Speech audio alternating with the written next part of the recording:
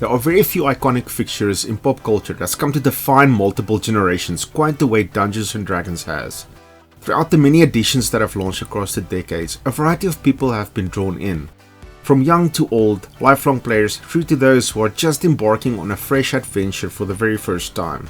It's hard to think of a better sandbox that has brought millions together in quite the same way.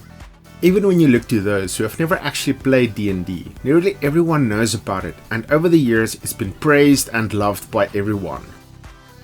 Okay, maybe not quite everyone, but for all of its fame and infamy, D&D is perhaps the most recognizable force in entertainment. Then you have its many spin-off properties. Even with its basis already in gaming, it's still quite impressive to consider the absolute glut of PC and console games that we've seen across the decades. Among this horde you'll come across anything from the obscure gem to those titles pretty much forgotten with time.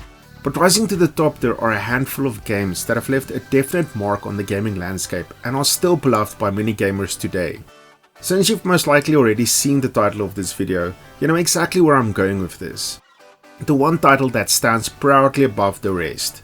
A game so influential to me that I have to talk about it whenever I get the chance. The gaming landscape way back in '98 was still finding itself as it were going through its more formative years. Metal Gear Solid, Resident Evil 2, Half-Life, Pokemon Red and Blue in the West, these are just a handful of the names amongst a whole lot more to have popped up throughout this year. Then it's especially worth mentioning how this was the same year we saw StarCraft as well as Brood Wars being released.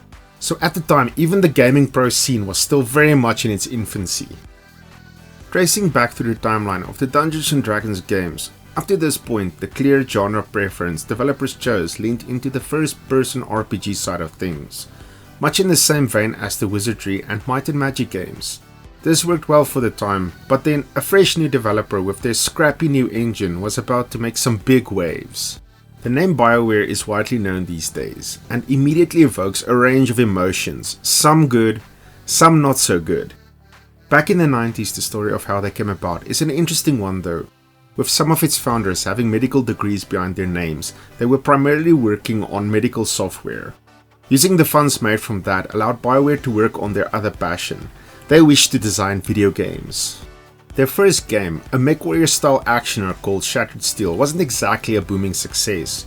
So for their next project they decided to go into the RPG space, specifically an MMO called Battleground Infinity, steeped in fantasy and the mythologies in a world with godly pantheon. Publisher Interplay suggested instead that the developers opt to use the newly acquired D&D license, which would suit the game a lot better. Being pen and paper fans themselves, Bioware couldn't possibly decline such an offer. With a team of around 60 members and 3 years worth of development time, Baldur's Gate proved to be a massive undertaking. Chief among these challenges, one need to consider that for the majority of the team this was actually the first game that they've worked on. That did little to quell their enthusiasm though, as they were more than willing to knuckle down. Even the lead programmer dove deep into the world, reading every bit of Forgotten Realms fiction he could get his hands on in an effort to submerge himself as deep into the lore as he could. In a peculiar moment of hindsight being 2020, Interplay didn't have much faith in the title. Over the years, CRPGs had begun to decline, becoming less popular among PC gamers. Meanwhile, strategy games and action titles were the go-to genres. On top of that, JRPGs had also been making headway to prove very popular among RPG fans. Bioware, however, knew that they had something promising in the making, believing in the strength of their product. Early projections pegged sales to be around 100,000, but Bioware was hoping for at least double that, as it would be enough for them to start working on a sequel. At launch the sales looked fairly positive, but then the word of mouth began to spread. In its second week, Baldur's Gate had shot to be the #1 selling game with 175,000 copies sold. Within just a couple of months it broke 500,000 sales, and by mid-2001 it had surpassed the 1.5 million mark. Baldur's Gate had become a phenomenon, shattering expectations while setting a whole new precedent for what a CRPG should aspire to be.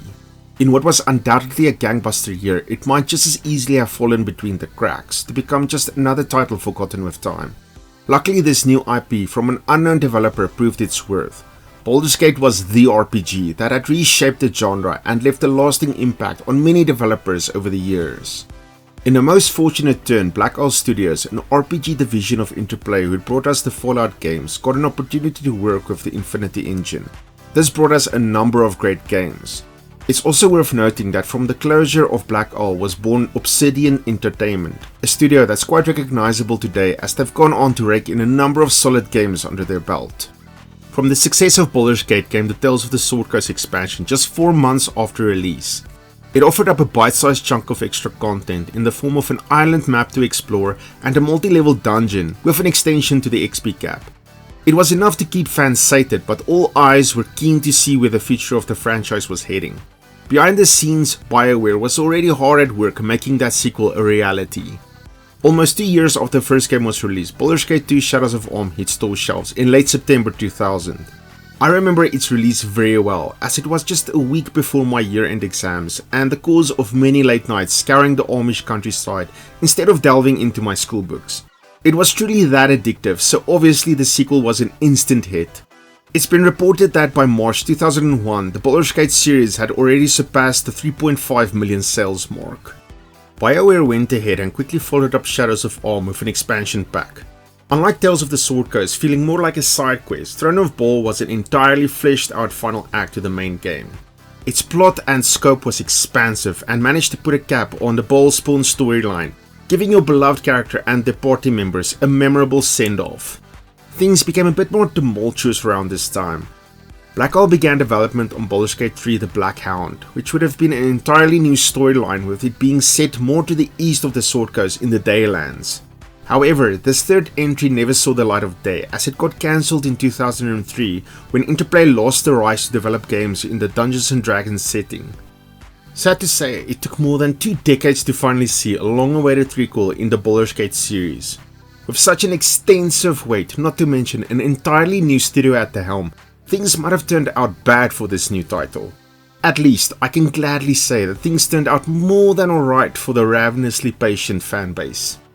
Looking back with the gamer's perspective of today at the titles of old, particularly at the first Baldur's Gate, there's still quite a bit of the game that holds up. Controlling a group of characters is made all the more easy with the press spacebar to pause function.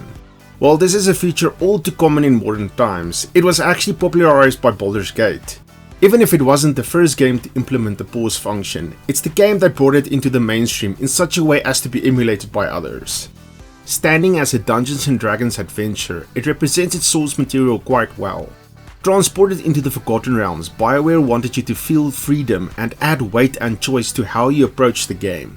Being a paragon of virtue or a bloodthirsty murder machine, maybe you just want to be a money-hungry mercenary or even a sarcastic jerk, the devs tried to cover all sorts of approaches.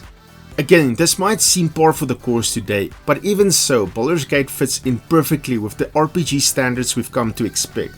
That just makes it all the more impressive for a game that is decades old.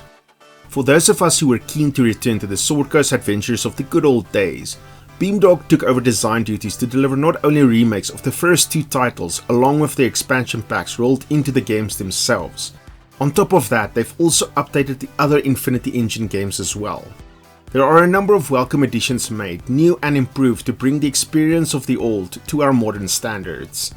Granting us better resolutions that has widescreen support as well as UI and interface updates, especially when it comes to the in-game journal, has made for a number of huge improvements. Add on to all of that, Beamdog took the initiative to sprinkle in just a little bit of extra content of their own. Now this might be a bit divisive for the more purest of players looking for that authentic Baldur's Gate experience. For me personally though, I enjoy the additional party members and story beats. I find it fits in quite well with Bioware's earlier work. Baldur's Gate as a franchise is stronger than ever. If you look at the absolute phenomenon that is Larian Studios' third entry into the series that came a whopping 25 years after the first game, it's clear to see how the right studio with the correct vision could take this exceptional series of games from strength to strength. And I welcome whatever comes next, as the name of Baldur's Gate will live on for many years to come. These are just my thoughts on Baldur's Gate. Do you feel the same way or have something extra to add? Let me know in the comments down below. If you'd like to see more indie and classic gaming content, feel free to subscribe and take a stab at the like button if you enjoyed the video. Thanks for stopping by everyone, and I'll see you in the next one.